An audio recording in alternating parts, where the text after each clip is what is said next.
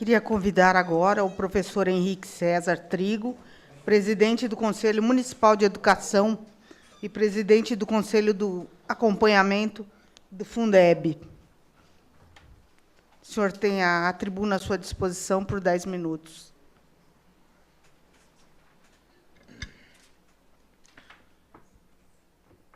Antes de começar, eu quero dizer que Marielle vive, Anderson vive e Lula livre. Essa mensagem tem que ficar. Quero parabenizar a mesa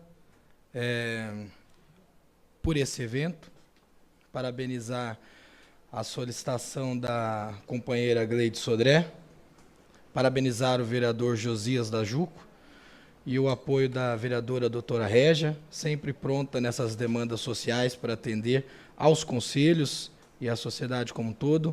O vereador Tinha, que também tem se mostrado um batalhador aí das causas sociais.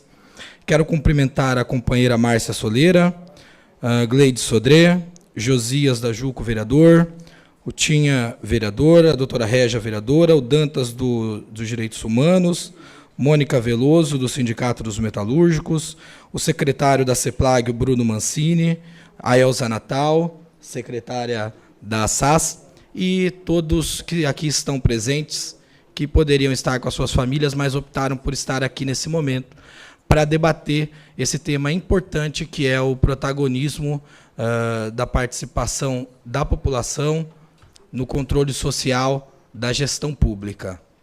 Eu estava refletindo antes de vir para cá e me recordei que nos idos de 2014, final de 2013, 2014, houve uma grande discussão no Brasil sobre essa questão do controle social, do acompanhamento popular das políticas públicas, e houve, inclusive, um decreto presidencial da presidenta Dilma, um decreto que tratava da sistematização dos conselhos populares, mesmo que já existiam, de como dar voz para esses conselhos populares, esses conselhos de acompanhamento e controle social, e que, na época, foi vítima dos mais baixos preconceitos, de uma violência e de uma hostilidade, principalmente da mídia, que conseguiu, através de um parlamento golpista, que se mostrou golpista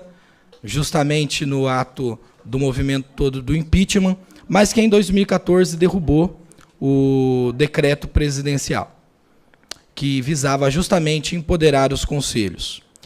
Diziam que era um decreto bolivariano, sabe-se lá o que eles imaginam por isso, mas eu digo que era um decreto democrático. E democracia parece que é sempre um desafio no Brasil. Me parece que, sobretudo para aqueles que acessam ao poder público, mesmo nos mandatos eletivos, a ideia de democracia não se torna muito palatável para esses gestores.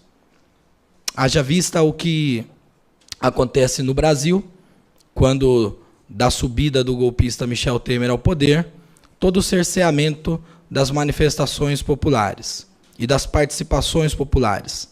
Não sei se vocês sabem, mas esse ano nós temos a realização da Conferência Nacional de Educação, e nós temos buscado organização, inclusive parabenizo a Secretaria de Educação, porque eles têm feito um trabalho no sentido de realizar a etapa intermunicipal da CONAI, aqui em Osasco.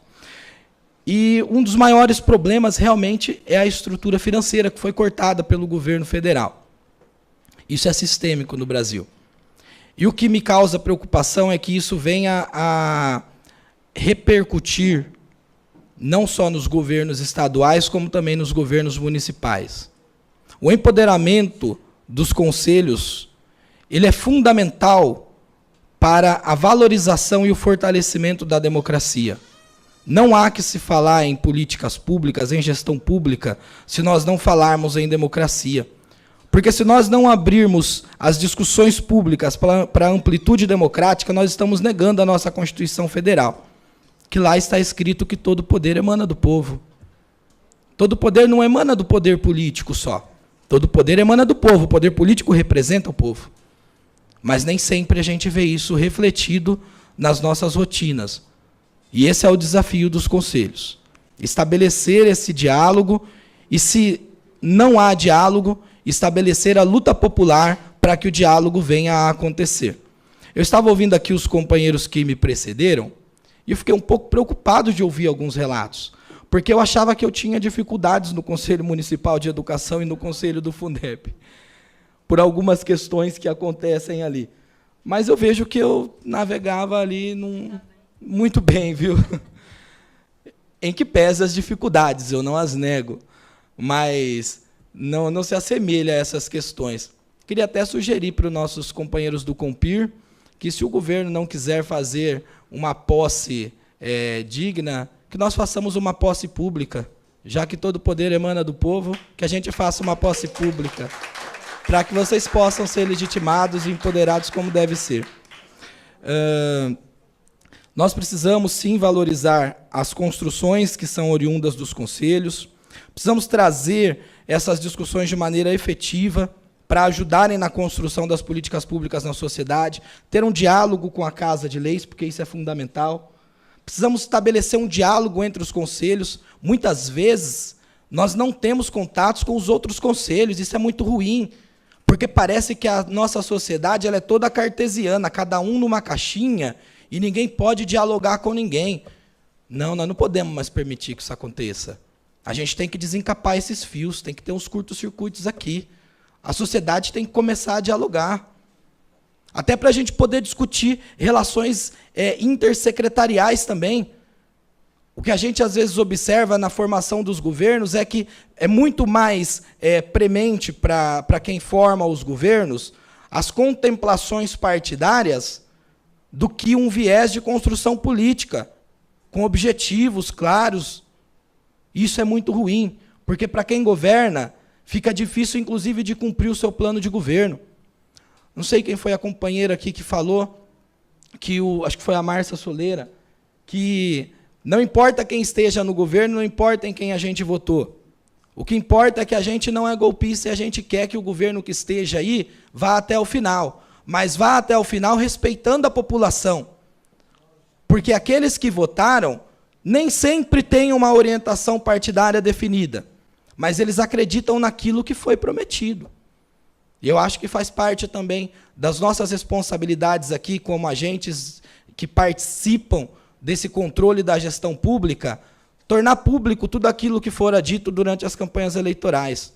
Pegar vídeos, reportagens, e trazer isso a público para discussão, para relembrar os gestores públicos, para pressionar aqueles que compõem o governo, junto com o prefeito, a voltarem para aquilo que foi prometido para a sociedade. Precisamos fazer valer os planos municipais, sim. Como a companheira Mônica Veloso falou. Nós temos um plano municipal de educação hoje em Osasco, para eu trazer um pouco para a minha área, que é a área da educação. Nós temos um plano municipal de educação que a gente não vê ele sendo cumprido na sua efetividade. Tivemos aqui uma audiência pública para discutir o plano municipal de educação, as suas metas, quais são os desafios para a gente cumprir. E o que virou objeto da discussão fui eu, num determinado momento. Não deu para entender, eu não acho que eu seja tão importante ou mais importante do que a cidade. Não me considero assim. Eu sou um cidadão como qualquer outro. Quando eu expresso a minha opinião ou minha crítica, não é com viés partidário, nem de crítica pessoal. É na perspectiva, na construção de uma sociedade melhor, de uma cidade melhor. É para isso que nós estamos aqui, é para isso que nós fomos eleitos pelos nossos companheiros. É para isso que nós estamos em posições dentro desses conselhos. Eu represento no Conselho Municipal de Educação e no Conselho do Fundeb o segmento de pais. São 68 mil alunos matriculados. Sabe lá quantos pais representam isso? 8 mil crianças de demanda reprimida que não têm vagas nas creches. São essas pessoas que eu represento. Vocês acham que eu conheço essas pessoas? Eu não conheço. Mas quando eu estou ali, naquela posição de conselheiro, eu tenho que fazer valer a voz dessas pessoas. Eu tenho que buscar estabelecer diálogo com essas pessoas. Inclusive, temos cobrado muito do poder público, e faço aqui um agradecimento a um vereador dessa casa, o vereador Ricardo Silva, que dialogou com a TV Câmara para que eles passassem a acompanhar, pelo menos de alguma maneira, acompanhar as reuniões do Conselho do Fundeb e do Conselho Municipal de Educação para filmarem, e não sei que destino eles estão dando para isso, não sei se está sendo veiculado isso, mas precisamos de fazer com que essas reuniões estejam na rotina, estejam sendo acompanhadas pela sociedade. Precisamos ser protagonistas para que nós não vejamos anomalias sociais, anomalias de manifestações pessoais serem repercutidas na sociedade, como nós vimos aquela manifestação do Cafetão Mor aqui de São Paulo, o Oscar Maroni, comemorando a prisão política do presidente Lula. Quando nós nos calamos, são essas vozes que repercutem. Portanto, em que pese as responsabilidades do poder público em nos dar voz, as nossas vozes são legitimadas pela nossa função social.